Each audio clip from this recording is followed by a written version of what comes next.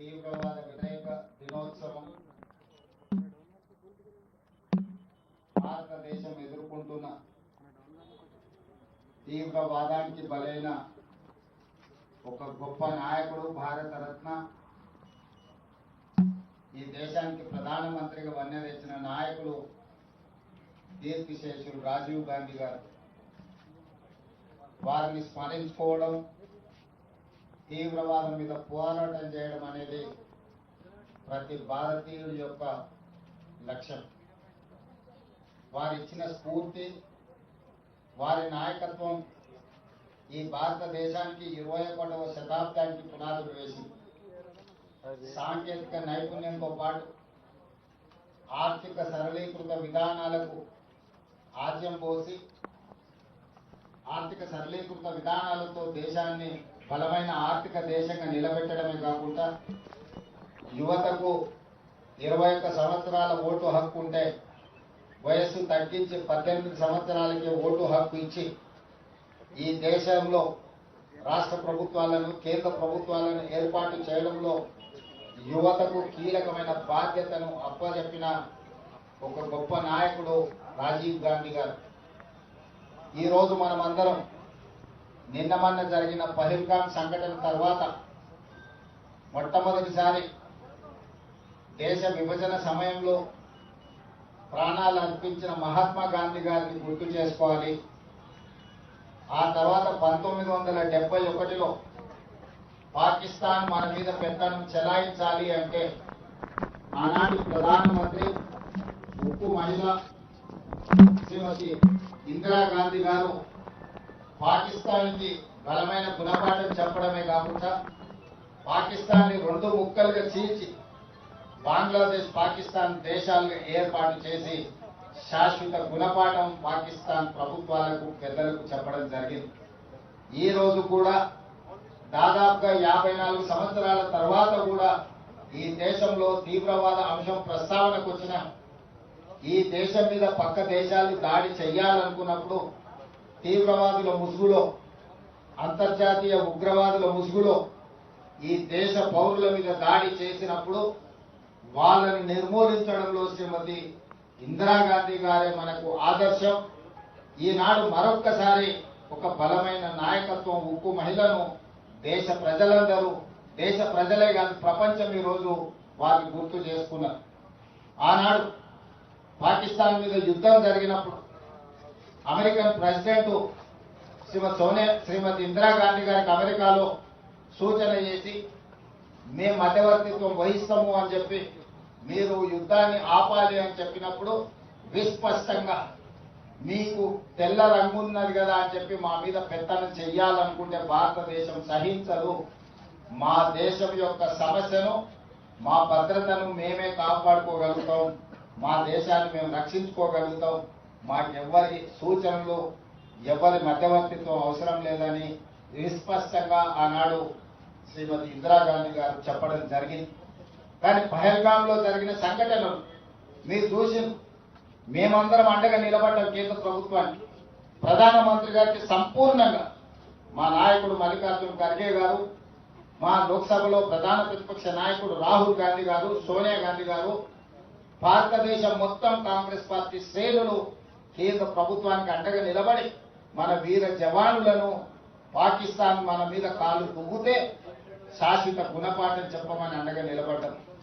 దురదృష్టవశాత్తు కేంద్ర ప్రభుత్వం వెనుకడుగు వేసింది, వచ్చిన అవకాశాన్ని సద్వినియోగం చేసుకోకుండా.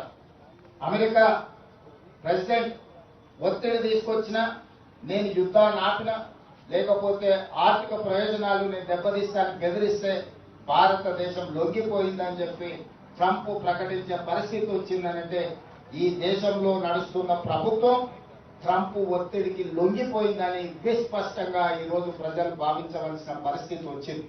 మీరు విజయం సాధిస్తే, మీరు పాకిస్తాన్ ఓడిస్తే, మీరు తీవ్రవాదాన్ని అణిచివేస్తే ప్రపంచమే మీకు గొప్పగా స్వాగతం పలికేది, అభినందించేది. కానీ గొప్పల కోసం మీ నాయకత్వం, మీ పార్టీ శ్రేణులను వీధుల్లో తిప్పే పరిస్థితి వచ్చిందంటేనే నైతికంగా ఈ రోజు ప్రజలకు మీరు జవాబు చెప్పవలసిన పరిస్థితులు ఏర్పడ్డాయి. ఈరోజు 100% అండగా నిలబడ్డ కాంగ్రెస్ పార్టీని రాహుల్ గాంధీ గారిని నిందించడం ద్వారా తమ చేతగాని తనాన్ని కప్పిపుచ్చుకోవాలని బీజేపీ నాయకులు ప్రయత్నం చేస్తున్నారు. కేంద్ర మంత్రిగా పనిచేస్తున్న కిషన్ రెడ్డి గారు విచక్షణ కోల్పోయి రాహుల్ గాంధీ గారి గురించి తప్పుడు మాటలు మాట్లాడుతున్నారు. మొట్టమొదట క్యాండిల్ ర్యాలీ తీసి అమరులకు నివాళులు అర్పించింది తెలంగాణ ప్రభుత్వం.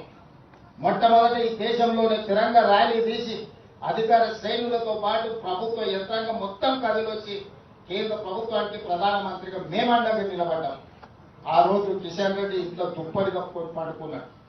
కేంద్ర మంత్రిగా ప్రధానమంత్రిగా అండగా నిలబడాల్సిన కిషన్ రెడ్డి ఇంట్లో పడుకుంటే తెలంగాణ రాష్ట్ర ముఖ్యమంత్రిగా తెలంగాణ 4 కోట్ల ప్రజల తరఫున ప్రధానమంత్రి నరేంద్ర మోడీ గారికి కేంద్ర ప్రభుత్వానికి మన బలగాలకు మేము అండగా నిలబడి వేలాది మంది మేమున్నాం, నీకు తోడుగా నువ్వు యుద్ధం చెయ్యి అని మేము చెప్పినాం. ఆ రోజు కిషన్ రెడ్డికి అభినందించడానికి నోరు రాలేదు. కానీ ఈరోజు చేసిన తప్పులను కప్పిపుచ్చుకోవడానికి మీ గొప్పలు మీరు చెప్పుకుంటే మాకు అభ్యంతరం లేదు. మీరు గొప్పవాళ్ళో కాదు ప్రజలు నిర్ణయిస్తారు. కానీ రాహుల్ గాంధీ గారిని నిందించడం ద్వారా మీ చేతగానితనం స్పష్టంగా కనిపిస్తుంది. ఈ చేతగానితనం మాటలు మాట్లాడడం మానేసి తీవ్రవాదులకు గుణపాఠం చెప్పేదానికి ఆలోచించేయండి. ఆ తీవ్రవాదాన్ని అణచివేయడంలో, దేశాన్ని సమగ్రతను కాపాడడంలో మహాత్మా గాంధీ గారు, శ్రీమతి ఇందిరాగాంధీ గారు, శ్రీ రాహుల్ గాంధీ గారు అసూలు వాసిలు. వాళ్ళ రక్తం ఈ దేశాన్ని పవిత్రం చేసింది, పునీతం చేసింది. వారి నుంచి స్ఫూర్తి తీసుకోవాలి.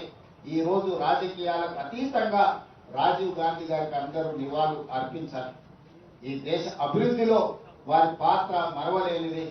ఈ రోజు ఇక్కడ ఒక పక్కన తెలంగాణ సాధించిన అమరవీరులు, ఇంకొక పక్కన దేశ సమగ్రతను కాపాడిన అమరవీరుడు రాజీవ్ గాంధీ గారి విగ్రహం, ఆ పక్కన శ్రీమతి ఇందిరాగాంధీ గారి విగ్రహం, ఆ పక్కన పివి నరసింహారావు గారి విగ్రహం. ఈ ప్రాంతంలో స్ఫూర్తినిచ్చే ప్రదాతల యొక్క సమూహం ఇక్కడ ఉన్నది. వారందరినీ అదే విధంగా నిలువెత్తు అంబేద్కర్ ఇక్కడనే ఉన్నాడు. వీళ్ళందరి ఉండే ప్రాంతంలో రాజీవ్ గాంధీ గారి విగ్రహాన్ని పెడితే సంకుచిత స్వభావం కలిగిన కొంతమంది రాజకీయ నాయకులు విమర్శలు చేస్తున్నారు. వాళ్ళ పట్ల జాలి చూపించడం తప్ప మేము ఏమి అనము. వాళ్ళు కూడా వచ్చి భారతరత్న ప్రధానమంత్రిగా పనిచేసి దేశానికి వన్నె తెచ్చిన రాజీవ్ గాంధీ గారికి నివాళులు అర్పించాలి. ఈ రోజు దేశమంతా మళ్ళొక్కసారి శ్రీమతి ఇందిరాగాంధీ, శ్రీ రాజీవ్ గాంధీ గారిని గుర్తు చేసుకుంటున్నారు. నిన్న మొన్న జరిగిన యుద్ధంలో మన పరిస్థితి ఎట్లున్నదో నేను ఎక్కువ మాట్లాడదలుచుకోలేదు. దేశ ప్రజలందరూ కూడా నిశితంగా గమనిస్తున్నారు. మేము సంపూర్ణంగా భారత ప్రభుత్వానికి, భారత జవాన్లకు అండగా నిలబడతాం. అది మా బాధ్యత. ఈ దేశానికి స్వతంత్రం తెచ్చింది మేము. ఈ స్వతంత్రాన్ని కాపాడే బాధ్యత మాది. ఈ ప్రజలకు రక్షణ కల్పించే బాధ్యత మాది. మా ప్రభుత్వానికి, మా పార్టీకి స్పష్టత ఉన్నది. దేశ సమగ్రత విషయంలో మేము రాజకీయాల జోలికి వెళ్ళాం, రాజకీయాలు ప్రస్తావించాం. దేశ భద్రతకు కట్టుబడి ఉంటాం. అవసరమైతే ప్రాణ త్యాగాలు చేసిన చరిత్ర ఈ పార్టీకి ఉన్నది, గాంధీ కుటుంబానికి ఉన్నది. వారి స్ఫూర్తితోని తెలంగాణ రాష్ట్ర ప్రభుత్వాన్ని ముందుకు నడిపిస్తామని తెలియజేస్తూ మరొకసారి రాజీవ్ గాంధీ గారికి ఘనమైన నివాళులు అర్పించడానికి అందరూ ముందుకు రావాల్సిందిగా తెలియజేస్తూ మీ అందరి దగ్గర సెలవు తీసుకుంటున్న మిత్రులారా.